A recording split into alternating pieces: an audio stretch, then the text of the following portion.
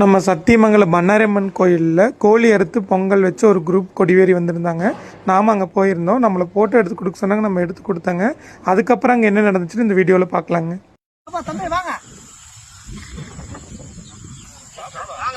இருங்க, நான் வரேன்.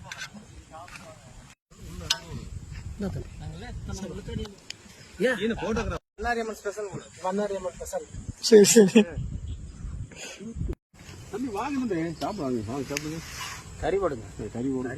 போதும், கறி நிறைய குழம்பு ஒரிஜினல் நாட்டுக்கோழி ஸ்பெஷல் சர்க்குரு கூப்பிடுங்க. அப்படி அன்பு கேப்டன் போட்டு எப்பவுமே அடிமைதான்.